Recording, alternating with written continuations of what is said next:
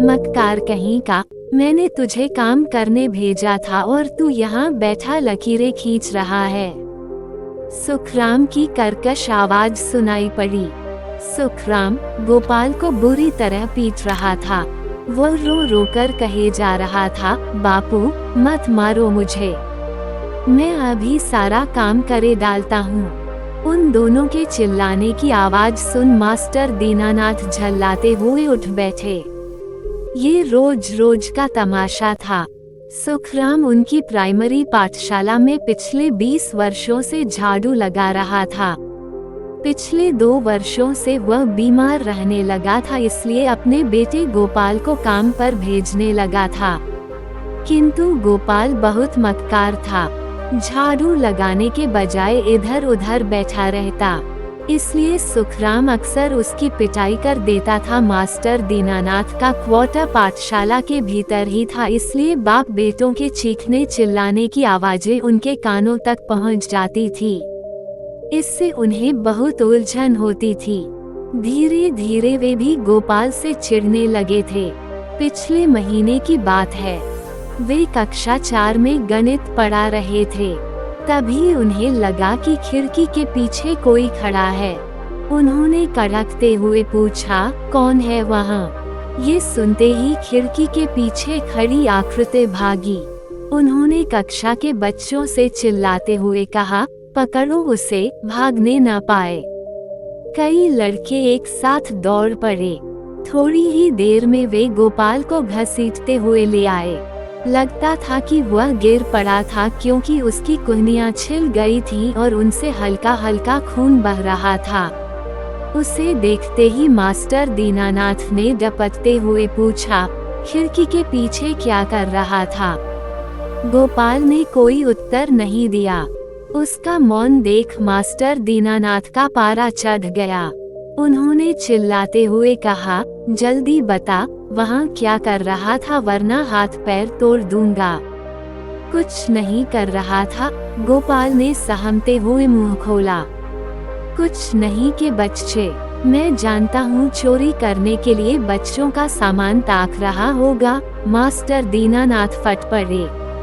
ये सुन गोपाल की आंखें छलछला आईं और वह भर्राए स्वर में बोला, मास्टर जी, मैं चोर नहीं हूँ।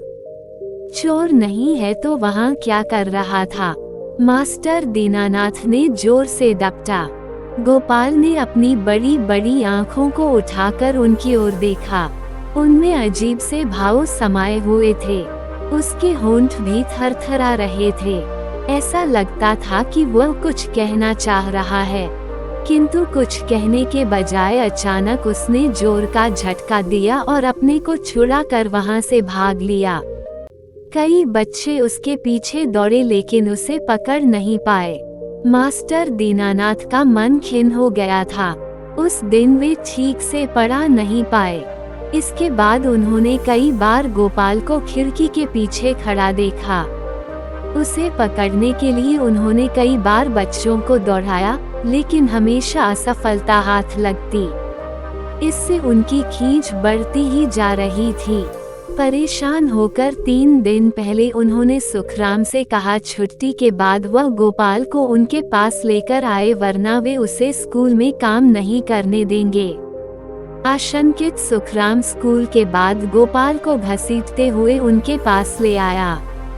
उन्होंने कई बार पूछा कि वो खिड़की के पीछे क्यों खड़ा होता है, किंतु गोपाल ने कोई उत्तर नहीं दिया। इससे उनका पारा चढ़ गया।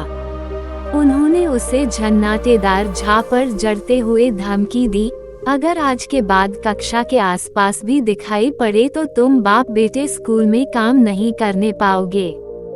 धमकी काम कर गई। सुखराम ने उन्हीं के सामने गोपाल की खूब पिटाई की। इसके बाद अगले 2 दिन तक वह खिड़की के आसपास नजर नहीं आया। मास्टर दीनानाथ ने राहत की सांस ली, किंतु आज सुबह सुबह फिर वही चीख चिल्लाहट शुरू हो गई। आज तो वे आर पार का फैसला करके ही रहेंगे। मास्टर दीनानाथ ने फैसला किया और तमतमाते हुए अपने क्वार्टर से बाहर निकले। एक कक्षा के सामने बैठा गोपाल सिसक रहा था। उसकी बगल में खड़ा सुखराम हौंफ रहा था। आज उसकी तबीयत कुछ ज्यादा ही खराब मालूम पड़ रही थी। सुबह सुबह क्या तमाशा बना रखा है तुम लोगों ने? मास्टर दीनानाथ उन्हें देखते ही फट पड़े। क्या बताऊं मास्टर साहब, मेरी तो किस्मत ही फूटी है। एक ही लड़का है, सोचता था कि काम में हाथ बटाएगा, लेकिन ये नालायक काम करने के बजाय यहाँ बैठा कागज पर लकीरें खींच रहा है। कहते हुए सुखराम ने एक कागज उनकी ओर बढ़ा दिया। मास्टर दीनानाथ ने कागज देखा तो चौंक पड़े। कल उन्होंने बच्चों को रेखा गणित पढ़ाते समय ब्लैक बोर्ड पर कुछ रेखा चित्र बनाए थे। हूबहू वही रेखा चित्र उस कागज पर बने हुए थे।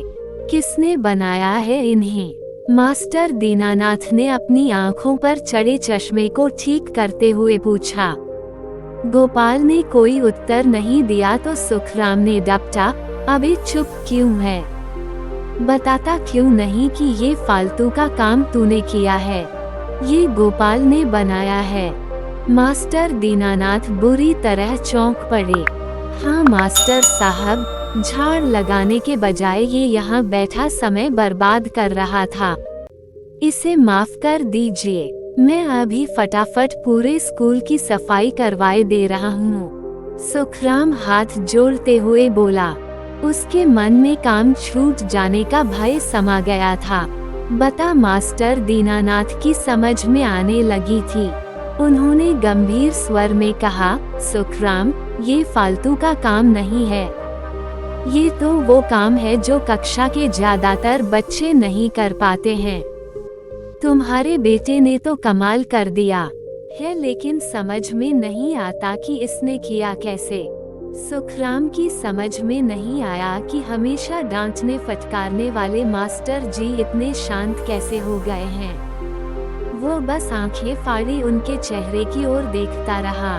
मास्टर दीनानाथ गोपाल के करीब पहुँचे और उसके सिर पर हाथ फेरते हुए बोले, एक दिन में कोई इतने अच्छे रेखा चित्र बनाना नहीं सीख सकता। सच सच बताओ, तुमने ये कैसे सीखा है? स्नेह की छाया मिलते ही गोपाल का दर्द आंसू बन बाहर निकल पड़ा। वह सिसकते हुए बोला, मास्टर जी, जब आप बच्चों को पढ़ाते हैं तो मैं खिड़की के पीछे छुपकर सुनता रहता हूँ।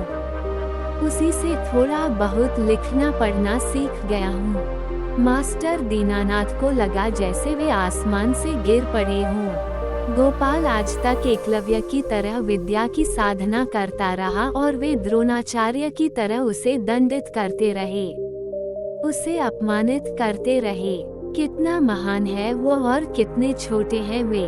उनका मन आत्मग्लानि से भर उठा।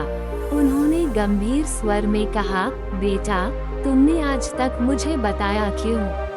नहीं, मैं सफाई वाले का बेटा हूँ।